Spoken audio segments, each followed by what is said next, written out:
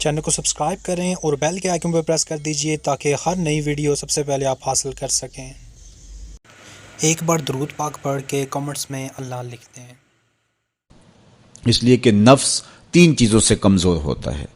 حضرت شیخ فرید الدین عطار رضی اللہ تعالیٰ عنہ فرماتے ہیں، نفس نتواں کشت الا باسے چیز، بات و گوئم یاد گیرش اے عزیز، نفس نہیں مرتا، لیکن اگر 3 چیزیں ہوں تیرے پاس تو پھر نفس کو قابو کرنا کوئی مشکل بھی نہیں ہے، اس کو کمزور کرنا کوئی زیادہ مشکل بھی نہیں ہے۔ وہ 3 چیزیں کون سی ہیں؟ خنجر خاموشی و شمشیر جو، نیزائے تنہائی و ترک ہجو۔ خاموشی کا خنجر، بھوک کی تلوار اور تنہائی کا نیزہ، یہ 3 چیزیں نفس کی کمزوری کا سبب اور ذریعہ ہیں۔ اب روزہ ان 3 چیزوں کو پیدا کرتا ہے۔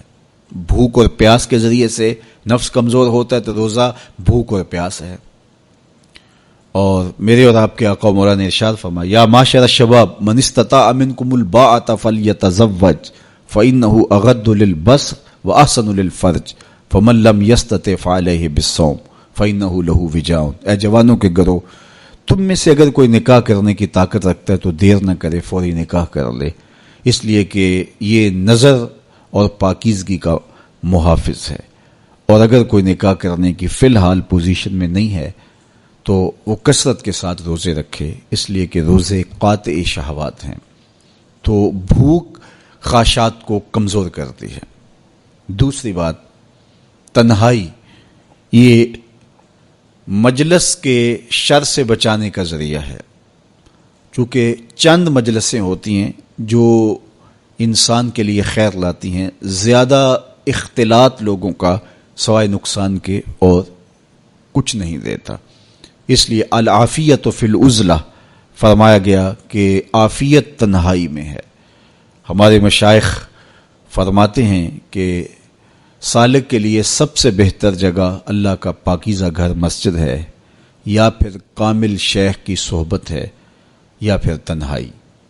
چوتھی جگہ سوائے ہلاکت کی اور کچھ نہیں ہے۔ اچھے لوگوں کی صحبت یقیناً اچھائی کا رنگ دیتی ہے، اور مسجد کی حاضری، مسجد کے اندر وقت کا گزارنا یقیناً باطن کے سنوارنے کا سبب ہے۔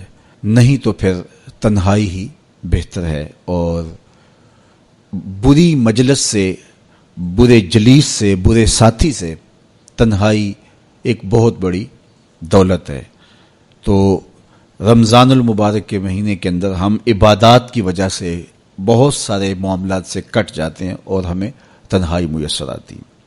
اور تیسری چیز فرمایا خاموشی کا خنجر۔ تو خاموشی میں جو فوائد رکھے گئے ہیں وہ کہیں اور نہیں رکھے گئے، اور عمومی طور پہ ہماری زندگی کے زیادہ تر گناہ ہماری زبان کی وجہ سے ہیں۔ غیبت زبان کی وجہ سے ہوتی ہے، جھوٹ زبان کی وجہ سے ہوتا ہے، بہتان زبان کی وجہ سے ہے، سب و شتم زبان کی وجہ سے ہے۔ سب سے زیادہ گناہ انسان کی زندگی میں، نامہ اعمال میں، اس کی زبان کی وجہ سے درج ہوتے ہیں۔ میرے اور آپ کے آقا و مولا نے فرمایا تھا، جو تمہارے 2 جبڑوں کے درمیان، یعنی تمہاری زبان اور تمہاری پارسائی کی جگہ، ان 2 چیزوں کی تم مجھے ضمانت دے دو، میں تمہیں جنت کی ضمانت دے دیتا ہوں۔ تو رمضان المبارک کے اندر ہم روزے کی وجہ سے اور دینی مصروفیات کی وجہ سے اپنی زبان کو بھی کنٹرول کر پاتے ہیں۔ فرمایا کہ اگر تم سے کوئی شخص الجھے، تم سے کوئی لڑے، کوئی بحث کرنا چاہے، تو تم کہو انی صائمٌ، میں تو روزہ دار ہوں، تو یہ کہہ کے آپ اپنی جان چھڑا سکتے ہیں۔ تو یہ وہ 3 چیزیں ہیں جو نفس کو کمزور